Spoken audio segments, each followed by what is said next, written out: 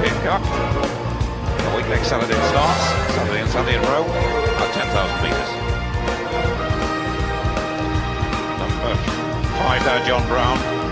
Sheffield, he's got some sort of chance. In fact, we've got a very big field indeed. We've got 20 in this, as you can see, lining up in 2 lines. Steve Cram getting back to form. There were 5 eventual All-Americans among the Cyclone top 7. To win that week tomorrow. And I said, Jonah, you just have to do your job. You've been a consistent number 3 man. You've got to hang in there close to Darrell Smith.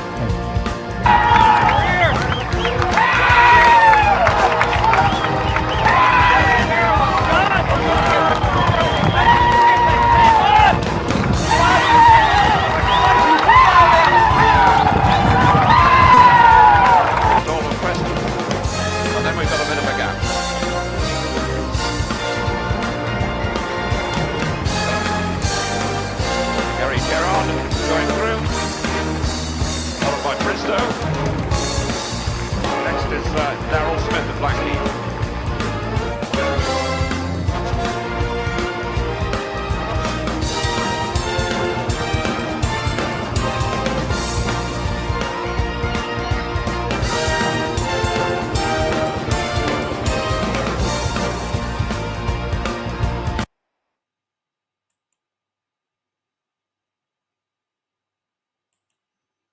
Hi everyone, I hope you're well and thanks for joining me. And tonight I've got a special treat for you. I've got a really good mate of mine. He's coming on and we're going to have a chat about his running career. It's in 3 parts because we had a lot to talk about. So yeah, tonight's the first part. It's going to go on for about an hour or so, just under an hour I think it is. And then the next one will be next week sometime, maybe next Sunday even, I'm not sure. I'm not sure as of yet. So I hope you enjoy it. If you've got any questions that you'd like to ask him about running, then please feel free to put them in the chat. If he's not here, because I've recorded this interview with him, while ago now, about a week, 10 days ago.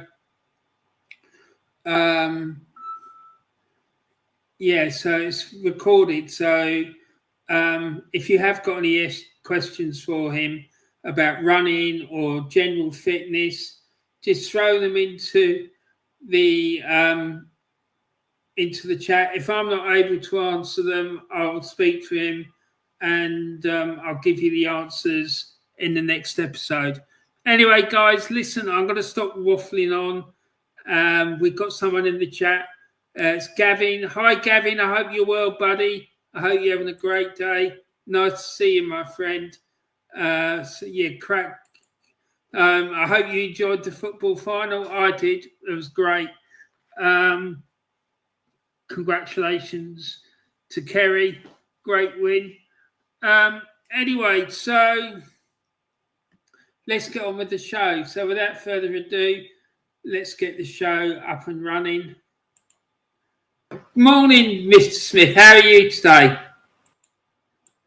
So let's get me out of the picture. And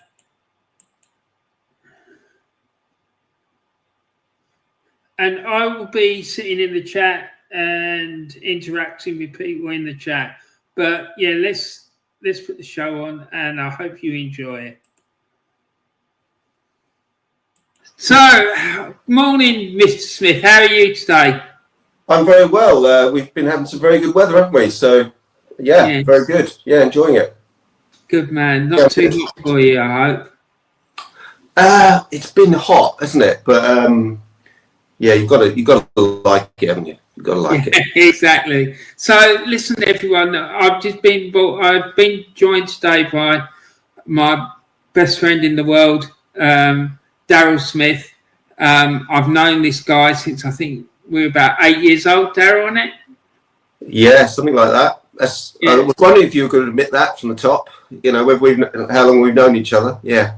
Yeah, because we were at primary school together, and those of you that aren't from the UK, a primary school is like the first school that you go to when you a child? What would it be known as in America, Darrell?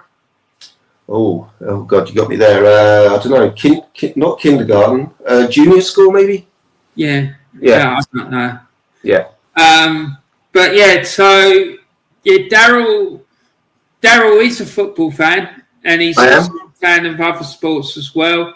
But the reason I've asked him to come on here today, and he's kindly agreed to, is talk about his running career, because Darrell was an extremely successful athlete and represented England and the UK, and broke lots of records along. Sorry, I didn't represent the UK. I'll pick you up on that, Warren. I thought you had England. No, just England. Okay. No, I thought you had. I remember, but maybe I got that wrong. No, it's fine. You'd have to go to the Olympics to do that. Oh, okay. All right. Well, anyway, but he's had a very, very successful career with running, and it gave me a lot of pleasure seeing the success that he got when we were at school and in later life and whatnot. But anyway, Darrell, do you want to just briefly introduce yourself and tell everyone a little bit about who you are and what you get up to? Darrell Smith. I'm 58 years old now. I live in Sevenoaks. As Warren said, Warren's my best friend. We've known each other for years. We went to primary school together, but also secondary as well. Secondary school. As you say, running's been a big part of my life. I started when I was quite young, relatively young anyway, and I've now moved from competing to coaching, and heavily involved in coaching now, which I enjoy. And I've got 2 daughters growing up now. Very good life, I feel. Had a good few years. I'm reflecting on that now with Warren, I think, especially on the running side. Yeah, no, it is. It's going to be great. I'm really looking forward to us sharing stories with people about you and about your career in running and probably some stories we can't share, though, I would have thought. Yeah, exactly. There's some things I haven't mentioned or asked you about because I knew that it would cause you a bit of an issue. I don't know how deep we can go in our podcast. But yeah, so let's start off by, I'm going to ask you, where did you grow up, Darrell? And I mean, you've mentioned you live in Sevenoaks, but where did you grow up, and how much of an impact did it have on your running?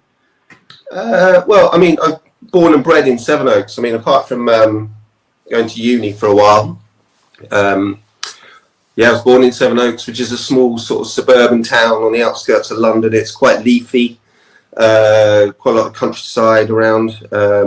It's actually quite a hilly town, which I think is probably one of the most, I think that helped me actually. Training in a very hilly environment was good.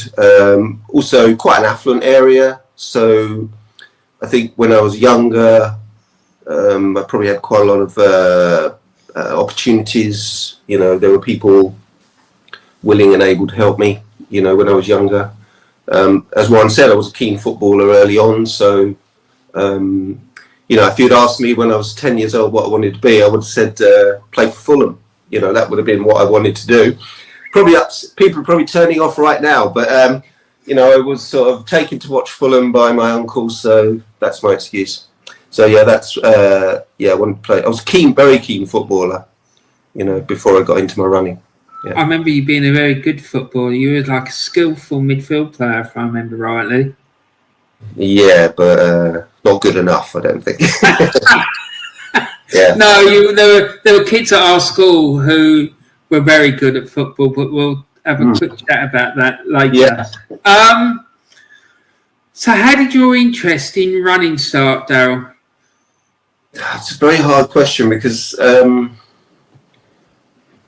think, even when I was when I was quite young, and I suppose a lot of kids would do this. You know, your mum would sort of say, "Oh, can you go around the road to get some shopping?" I'd always run. I'd always run there, run back. That was always what I did. And then a lot of games in the street back then. Used to run around the block, run around the streets. Used to do that. I used to enjoy that. And then, like when I was at primary school, which probably we'll talk about, it suddenly emerged like I was a bit of a runner, but still very keen on the football at that point. But then when I went to secondary school, Warren and I went to this school locally. Just some things happened that sort of just pointed me in the way of running. Just random stuff, really. And then that was it, fully into it from then on, really. Yeah. It was quite interesting, wasn't it? Because when we were at school, like during the winter, it was always football. And then with secondary school, like football or rugby. And then in the summer, it was all sort of athletics-based sports, wasn't it? So, like running, we used to do a lot of running. I mean, sometimes in the winter, I remember us all getting taken in cross-country runs. Yeah. Up to a big park near where we lived. Yeah. We had a few teachers there that were keen on athletics, I think. Yeah. And I think that helped because there were a lot of teachers at secondary school who were really into the running. Yeah, they were definitely... we had some very good PE teachers, I think, at the school we were at. Yeah, definitely. Because I don't know if you knew the chap, but there was actually, I found out in later life that one of the PE teachers was an ex-First Division football player. I don't know who that was, but that's what I got told. I mean, I think we had Brian Jacks there as well, who was a famous... Well, he was a very good, I think, karate, wasn't he? But he ended up being, like, sort of television personality for his what he used to call Superstars, which was a sort of a various sports people against other sports people, and he absolutely dominated that. And he was a teacher at our school. So, can you remember? I know you were saying about how you used to run backwards and forwards to the shops, and how, like, when you went to school, it became apparent that you were good at running. Yeah. Do you remember your first ever race? Yeah, I mean, it was at primary school, so I think they call it junior school. So it was only about, I suppose I was probably about 8 years old, something like that. The primary school that we were at had a cross-country race. And I think it was just all boys, or I think maybe it was, I don't know, but it was certainly against older boys as well. And just sort of out of the blue, I ended up coming second in that race against older boys at primary school, it sort of stood out. I think it was a bit weird, bit out of because I wasn't the best footballer in the school, didn't stand out that much, I don't think, as a sportsman really.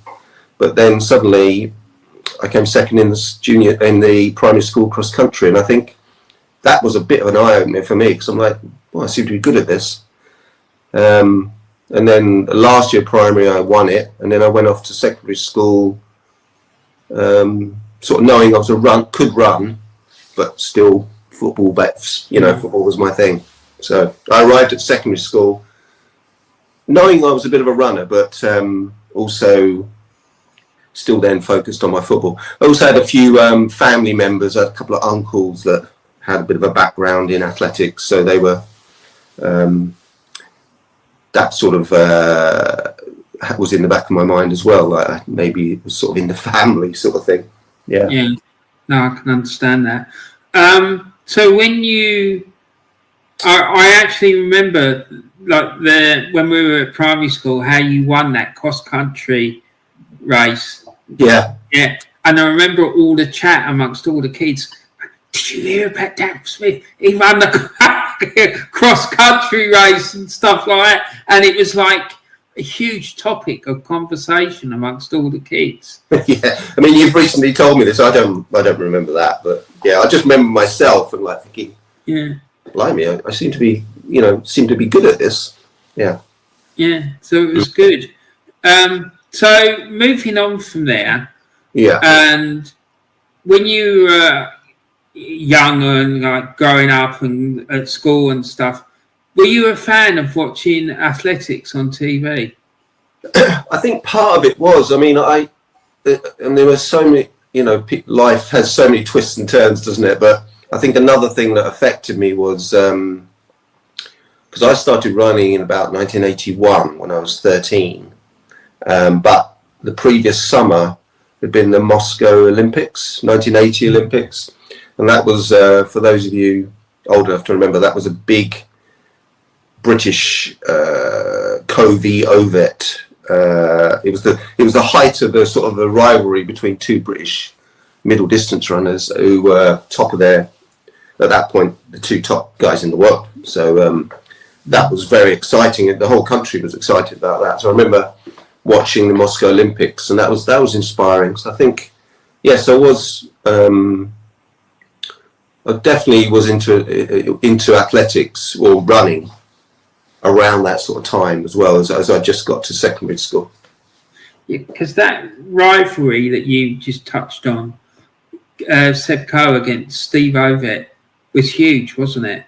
At the time, I mean, yeah, it was massive. I was trying to think of anything similar now. I mean, yeah.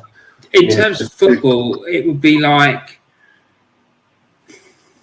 Manchester City and Liverpool back a few years ago in Premier League. I mean, it was hot. I mean, back then people were, you know, watch it in the street in television. Back then, you used to buy televisions in shops, and shops were full of televisions, and people would just watch it in the street. You know, it's not, they would show their races on the news.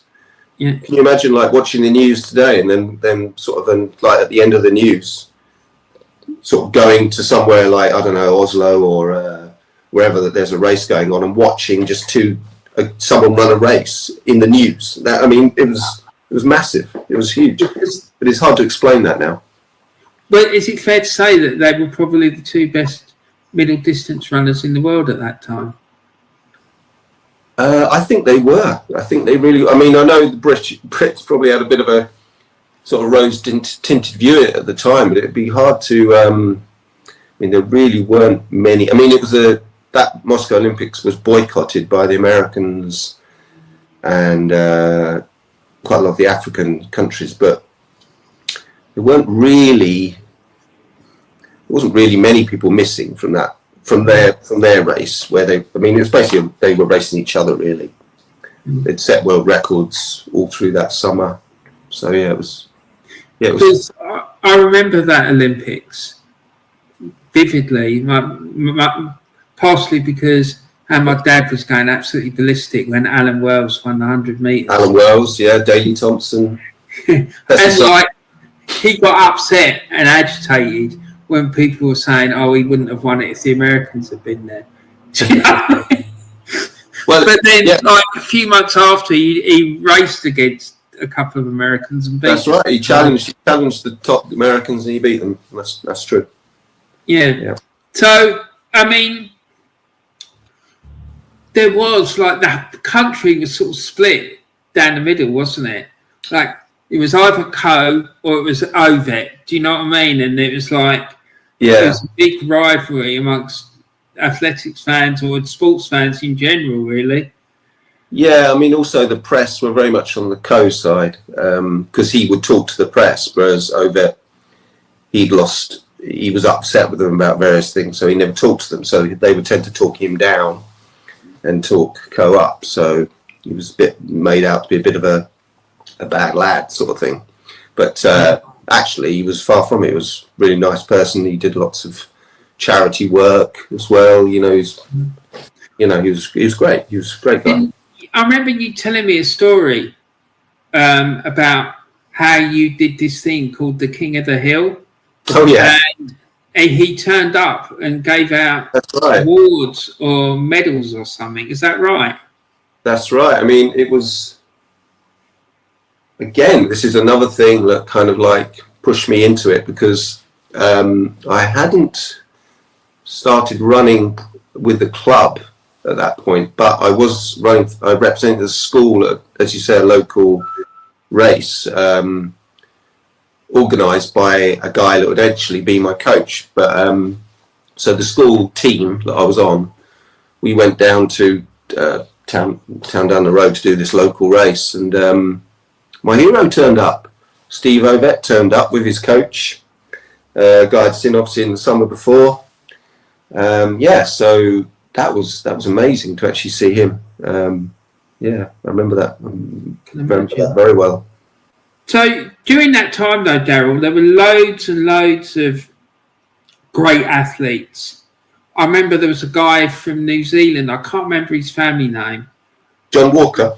Yeah, John Walker, who appeared to be a really good athlete, and he was always out in the front when there were races going on. I remember that. I remember he had this all black kit, if I remember rightly. But can I tell you a story? Can I tell you a story about him? Yeah, go on.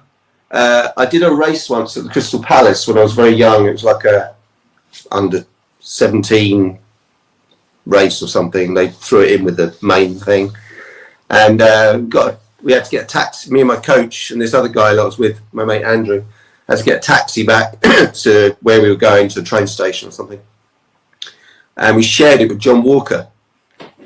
And I was sat in the back with him, and no kidding, his thighs were like two of mine. He was huge. I mean, you don't realise how big these guys are. He was massive. He was just such a physical specimen, unbelievable. Was he really tall? Am I right? He was probably about 6 foot tall. People don't look it on the TV, but he was a big guy, really big. Yeah, nice, really nice guy. Chatted to us. Yeah, nice guy. I can remember him running. I think I remember him being quite tall, but I didn't realise that he had huge legs and stuff like that. He was really, really strong. Yeah. So what I was going to ask you is, like, during that time, it seemed to be like, I wouldn't say a golden era, but there were, in the 80s and 90s, there were lots of really great athletes. Yeah. Like, particularly on the track and at different distances. So who were your favourites as growing up as a kid, would you say? Well, Ovett was by far Steve Ovett was by far my favourite, because he was sort of local. He lived in Brighton, which is not far away, and I'd obviously, as you said, not met him, but seen him up close at that local race I mentioned. And my coach was very much a Ovett fan, so he used to sort of indoctrinate us about that. Who else did I like? I used to like Peter Elliott, who was around sort of similar sort of time. I liked Cram. Cram was a good guy. I liked Alan Wells. Yeah, Alan Wells was a great athlete. Kathy Smallwood was around that sort of time, one of our top sprinters. David Moorcroft, also very good. I mean, some of you people might not have heard these names, but David Moorcroft was a very good British athlete as well. So because there was, there was loads of them, wasn't there? Yeah, there are now, but it's sort of because of the way media is these days. You just don't get to see. It's not such big news as it was. Athletics, I think, has suffered a little bit in the last 20, 30 years. It's not got the profile it used to have. It used to be on TV all the time. BBC used to have it on all the time. Used to show all the European meets. Still go on, but you just don't see them on TV here anymore, unless you pay. But it's not open to everybody to see. And also, there's the Africans have really made a lot of progress. So they've overtaken us in lots of areas. So yeah, it's tougher. And also it's just not as visual as it used to be. You don't see it as much as you used to on TV. Because I remember, was it the last Olympics or a big event that happened, and I was watching it on TV, and there seemed to be a massive rivalry between these two runners, and like it looked like it was quite bitter. Who was that? I think one of them was a Scottish guy, and he had a real problem with another runner. I think it was like middle distance. Oh, I'm not sure. I might have this completely wrong. I think But I do remember it got a bit. It looked like it was getting a bit heated. Yeah, I think that was the British guy, Josh Kerr. Yeah. Against the Norwegian guy whose name escapes me. Can't remember. They don't get on, do they? No, I don't think they get on. But they're not friends, I don't think. But no. No. So when you were growing up, Darrell, did you ever get to go to big athletic? Yeah, I used to go to the Crystal Palace quite a lot. Used to smuggle ourselves in. Used to buy 2 tickets and just keep handing them through the fence.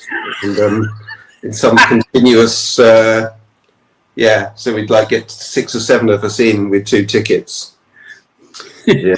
Not like how you smuggled me into a race. But yeah, that's how I learned to do that. You got me to tell them I was a shot putter or something, I remember.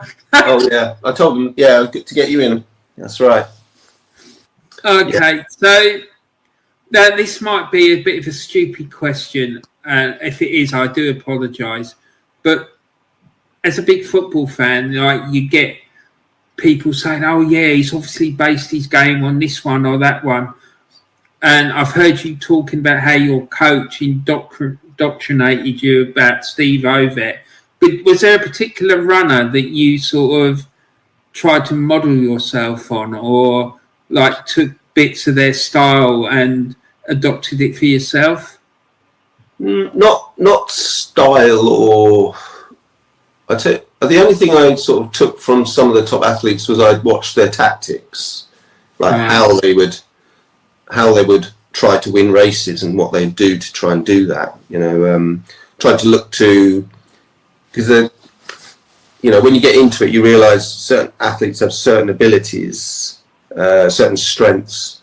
Some have a very good finish, a very good sprint finish, or some have whereas others don't, and rely more on a kind of like grinding it out type of sort of scenario, or trying tactics to sort of upset the rhythm of other athletes, which again helps you if you've got less of a sort of good finish, ways to kind of beat people who just sort of hang on to you, because that basically was I didn't have a good finish. I mean, I was very strong, had great endurance, but my speed was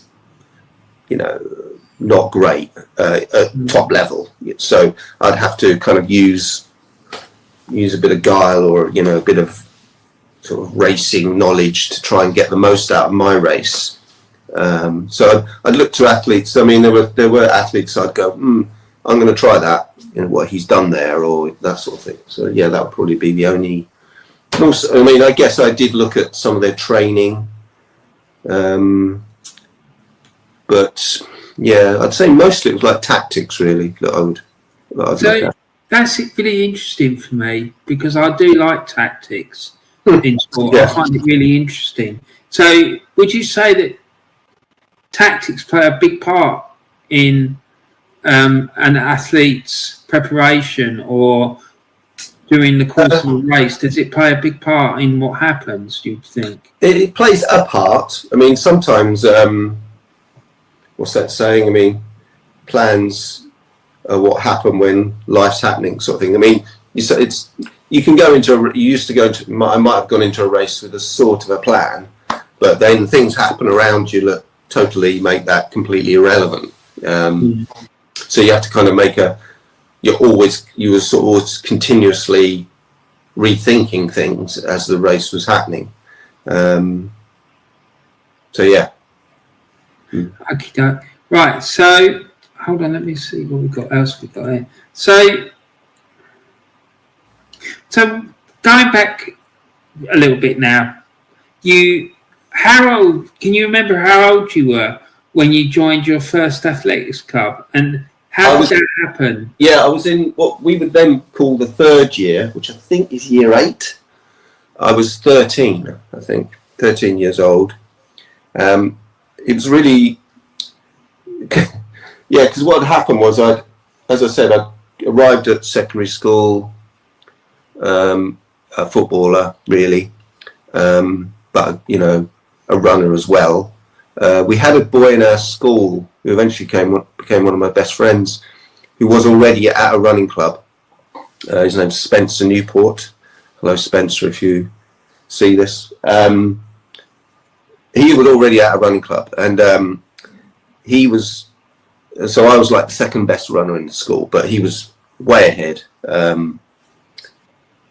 Yeah, he was ahead of me, quite, you know, definitely in that first year.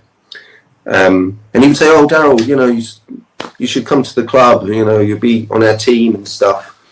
Because I think they were looking for they had quite a good running. They had quite a little good under 13 boys team at the club at that point, but they needed one more runner. So the coach had put his sort of said, "Oh, if you know any boys at any of the schools you're at, see if you can recruit them," sort of thing. So he was trying that with me, and I was like, "No, I'm a footballer," kind of thing. So that happened for at least the first 2 years of school, and then I think what happened was there was a schools race, and I got knocked down to the third best runner in the school. A lad called Chris Brown beat me in one of the schools races, so I'd come in third for the school, which I was not happy with at all. You know, this guy Chris Brown was by far the brightest boy in the school, which I could cope with that. That's fine, he's got that. But the fact that he was beating me in cross country as well was, you know, I wasn't happy with that. So I used to, so what I decided to do was go out and do a bit of running, a bit of training, you know. I didn't know what I was doing. I used to run up to a local park that's just up the road here and just run round. I mean, when I look back at what I was doing, it wasn't actually too far off the mark. But anyway, so I did that for about a month, I think. And then another schools race came up, a local district cross-country champs, just the schools in the local area, but quite a, you know, big deal locally. And bizarrely, which, you know, my mum offered to give me a lift there and a couple of the other boys from the school, because I think they were short on lifts to this race, which is down the road a little ways.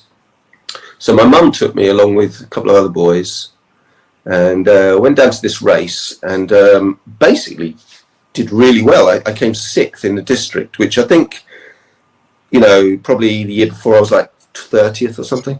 So I came 6th in the district, which actually qualified me to represent the district in what they call the county championships.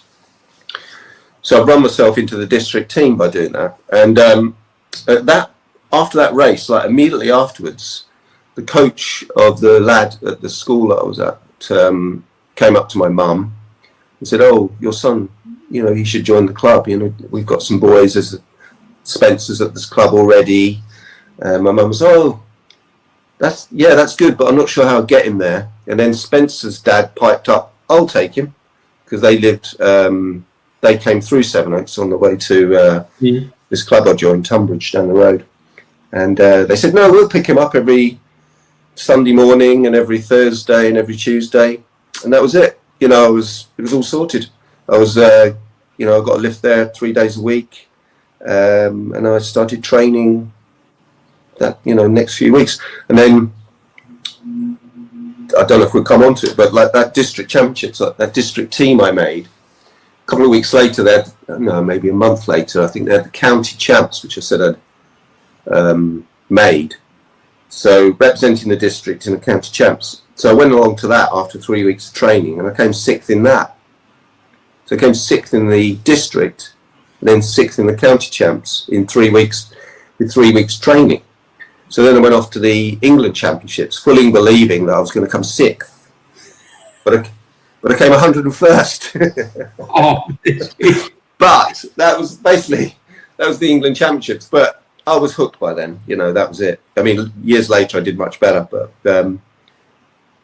you know, but that was it. That was that first winter. Yeah. Wow. It's quite a story. And so is this how you met or got hooked up with your first coach? Yeah, he was the organizer of that King of the Hill race you mentioned earlier. And he was Spencer Newport's coach, the lad that was at my school. That was his coach. And turned out he was a very good coach. I mean, he was a great coach. I mean, he coached some very good athletes. He already had, and he went on to coach a lot more great athletes. So yeah, he was quite inspirational. I know you met him, didn't you, a few times? Yeah. Yeah, he was a great guy. He's very funny as well. Yeah, very funny. I remember that. Yeah. I think I met him. One of the times I met him was at that event in Bromley. I think it might have been a Kent Champs. Yeah. Right. Yeah, I met him there. Yeah. I think he made things fun, but he was also deadly serious, if you know what I mean. It was, he was very, very motivated, but also because he'd been a good runner himself. So he was very motivated, but it was fun at the same time, which I tried to make. That's the sort of something I tried to do with my coaching. I think it's important, isn't it? Do you know what I mean? You have that. Absolutely. You've got to have a good time, definitely. Yeah, you enjoy it, but also you've got to be serious. It's a serious business. Do you know what I mean? Yeah. Well, yeah, there's no point doing it. Well, if you're putting that much time in, it's, you want to get something out of it, don't you? Because especially when you're dealing with kids, it's like their hopes and dreams, and you don't want to be. And also you want to make it fun for them, Yeah, enjoy it, nurture them and stuff like that. Yeah. So,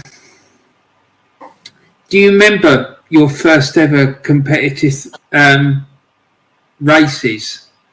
I pretty much. I think do. I remember every race. I mean, probably not, but I remember all the big ones. Yeah, I remember all the early ones. Do you have like most things? You have like little nuggets of memory. That like that one I mentioned where I went up to came 101st. Just you just have little memories of the start or the finish, all that kind of stuff. I remember Spencer, the guy that I was on the school team with. He was in the same race as me, and he probably was, because he'd been running a few more years than me by then. He was probably hoping to do very well that day, and I think he was at the finish, quite upset really. I think even though didn't really show it that much, he was quite a tough character. But he'd been trodden on, his spike had come off, and so he had a bad race. Someone else, my mate Andrew, was pacing around in the background. He hadn't had a bad race as well, and I'd come 101st, so I didn't have a clue how I'd done. I mean, I just ran it. I mean, it was like the third race I'd ever run. So I do pretty much. I have quite a good memory of races. But saying that, you look at my training diaries, and I look at a race and I think I don't remember doing that. So I think I've worked out I've run about 1,000 races over the course of sort of 20 years of running. But I remember like sitting there in assembly when we were at school, the secondary school. Yeah. And like almost every week there'd be an announcement, because whenever anyone had done well in stuff outside of school stuff, like it would get mentioned in assembly. And I remember that you and Spencer would always be mentioned about your exploits on the track, like breaking this record, breaking that record, like doing extremely well in a race, maybe winning it or like finishing really high up and whatnot. And that always made me really happy hearing all that stuff. But I always felt a bit cringeful at those points because, like I said, my mate Spencer, who's got me into running, he was at the club before me. The first year or so that we were at that secondary school, Spencer was literally winning races, and it was in assembly, he'd get mentioned. Of course, he was a first year. And back then, sort of, it wasn't cool to be doing that stuff. And you'd get like boys at the back, you know, like, oh, Spencer Newport again, yeah. And then you'd get a bit of grief in the playground about it, you know, SWAT sort of thing. I know. So, yeah, that was, and then sort of when he got me into it, and then I started like sometimes beating him, it was like I was like the working class hero beating the toff. I know. Couldn't be further from the truth. But they thought I was the good guy because they were sort of sick of him in the first year winning everything. Suddenly there's this guy beating him. Everyone was like, oh, pat on the back, Darrell sort of thing. It was horrible. I hated it. I felt really bad for him. You know. I know, but there was a culture at that school, and I think it's a uniquely British and Irish thing of if anyone does well, that you just like get stuck into them. Like, do you know what I mean? Anyone does anything really good, like they get ostracised and look really badly. Because I remember one particular occasion when we were in the sixth form, which is like the year after compulsory education finished. We were sitting there at lunchtime and we could see this teacher who was massively into running coming across. And it was clear that he was trying to find you and Spencer. So, like, there's about 5 or 6 of us, and we made this like circle, and you two sort of sat on the floor underneath the chair. Yeah. So he couldn't see you. And like, I remember because I did really well in this exam.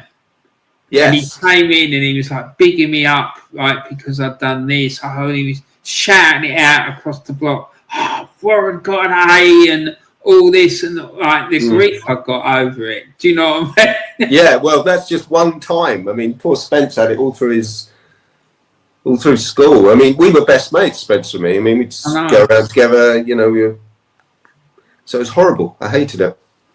Yeah, no, it was. It like I didn't like that. I didn't like, you know, the negative attitude that appeared to be after a while when you were getting announced in the assembly and like they're going, oh, like this. I just sort of say he's representing the school and he's doing really good. Like, give the guy some praise, for God's sake. Do you know? Yeah. I mean, the headmaster was, he was really... Can I tell the story about the... Tell it, tell it, go on.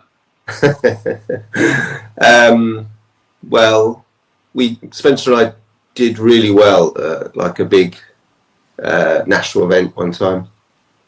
And so we had a head teacher at the time, and you know, he used to walk around with a big cape and the hat, you know, I can't remember what they call it, the black waterboard thing. And so quite a character. So he called us into his office. So we went in there and he's like, oh, Spencer Darrell, have you seen the Chronicle? This is the local newspaper. Darrell Smith, which was our school. He goes, I like, you know, it's great that it mentions the school and all this sort of stuff. So then he went to his drinks cabinet, gave us 2 sherries each. He did stuff like that all the time. Do you know what I mean? Like, if someone pleased him, they got a sherry, you know? Yeah. And then when we left, there was a boy sitting outside ready to get the cane.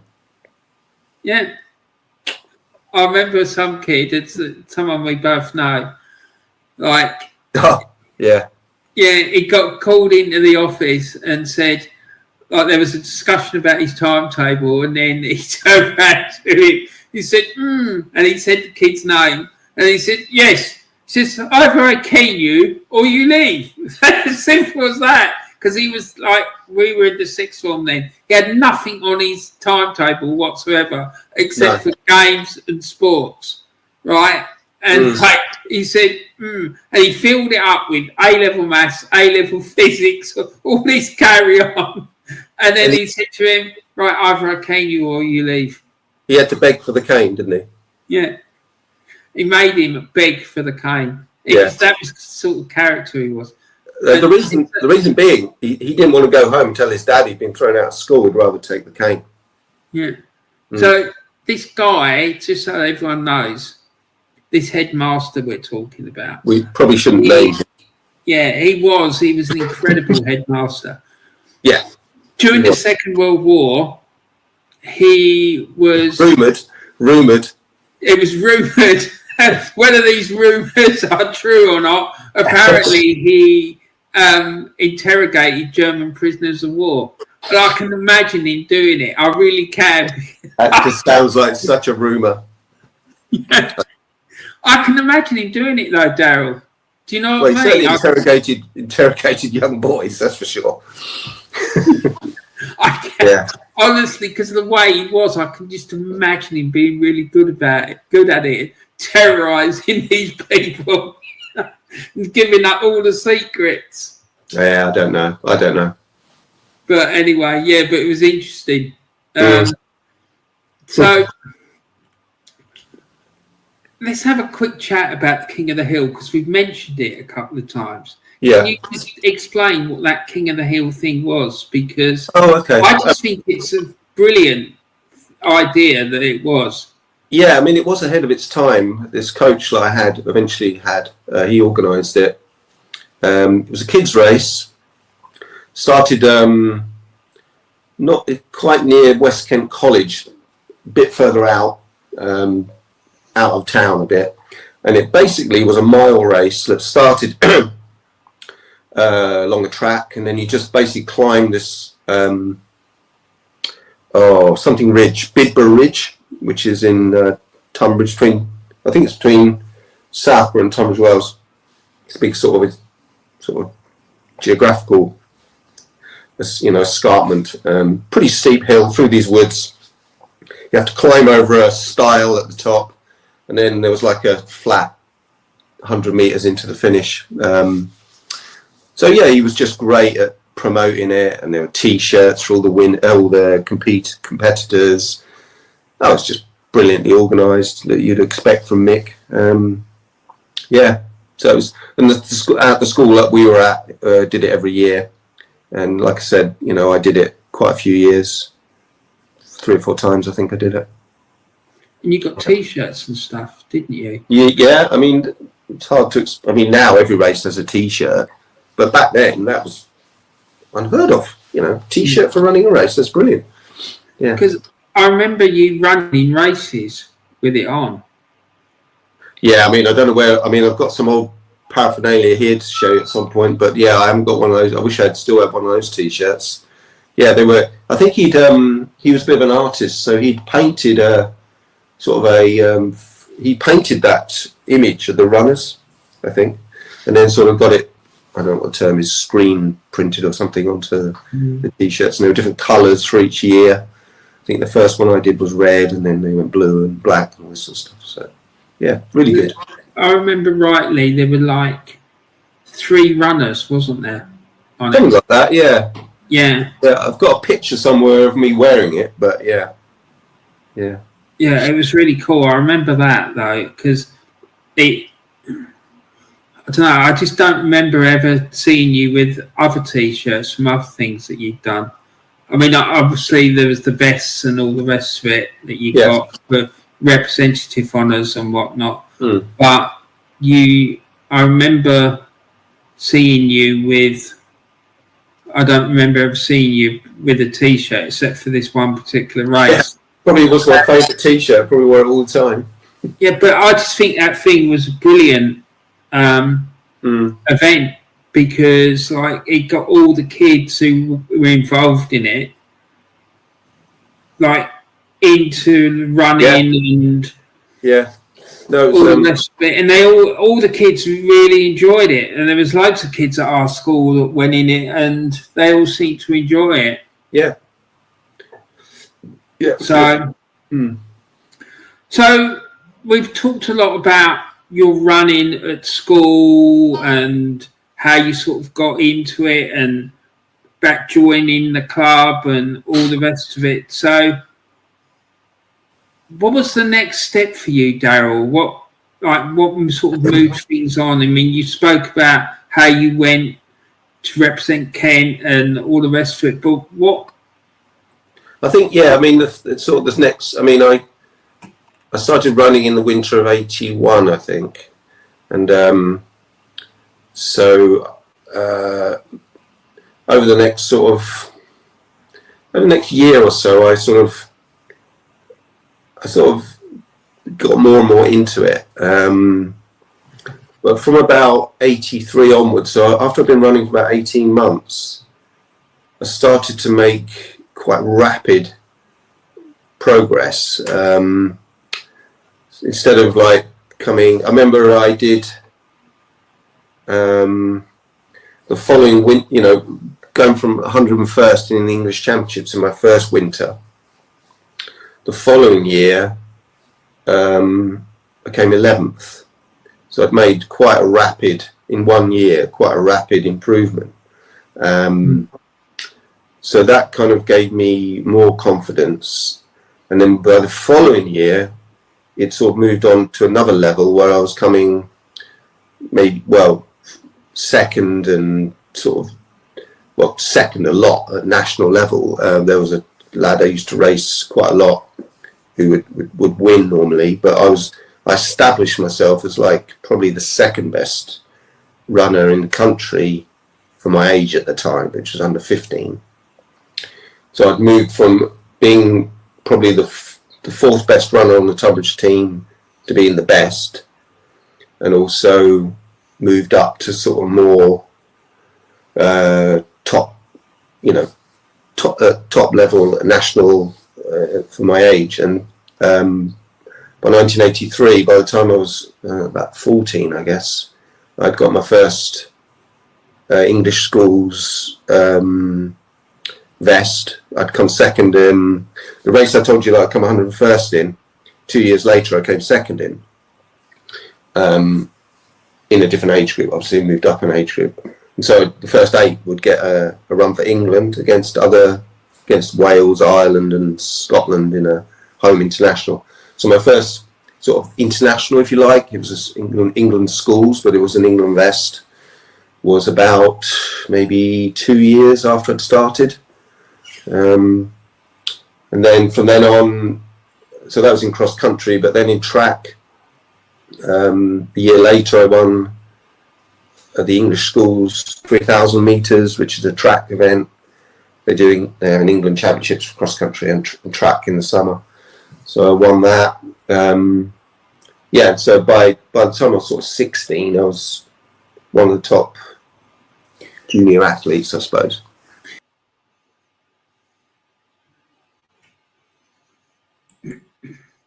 Okay, so we're going to finish it there for this week. Next week we come back and we'll carry on from where we left off today. And I hope you've enjoyed it. It's great listening to him talk about his athletics career. It really is. And he's such a lovely, lovely guy. He really is a top fella. And like you said, I've known him for about, more than 50 years. So, yeah, he's like a brother to me, really. So anyway, guys, like I say, I hope you enjoyed the show. Please don't forget to put a like on the video. Also, if you're interested in running and improving your fitness, go and check out his website, which is called Run for Fit.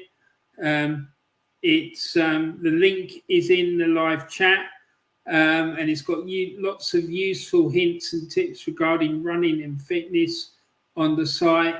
And like I say, if you've got any questions you want to ask, you can send him a message. There's a message facility on his website. So he's told me that if anyone has got any questions, that he's happy to talk to them about that. So yeah, that's it for today. I hope you've enjoyed it, and I'll be back again next week to do part 2. Like I say, it's a 3-part job, so it's going to be part 2.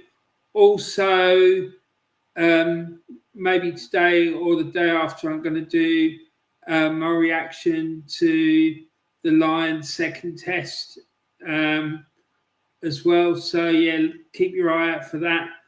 Anyway, guys, thanks very much for watching. Please put hit that thumbs up button for me. And if you're new and you want to, please don't hesitate. Hit the subscribe button. It's lovely seeing you all in the chat. Take care. Thanks a lot to Gavin.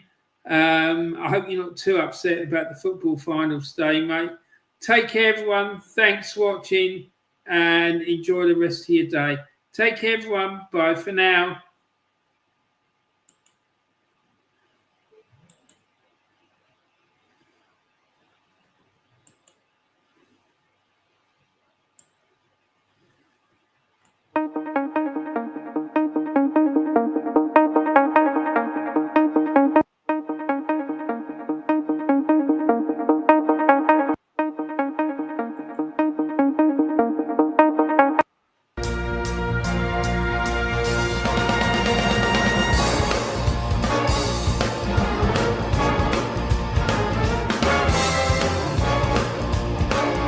In the European Cup. The week next Saturday starts, Saturday and Sunday in Rome, at 10,000 metres. Number 5 there, John Brown. Sheffield hasn't got some sort of chance. In fact, we've got a very big field indeed. We've got 20 in this, as you can see, lining up in two lines. Steve Cram getting back to form. There were 5 eventual All-Americans among the Cyclone top 7. To win that week tomorrow. And I said, Jonah, I said, you just have to do your job. You've been a consistent number 3 man. You've got a win in there, close to Darrell Smith. And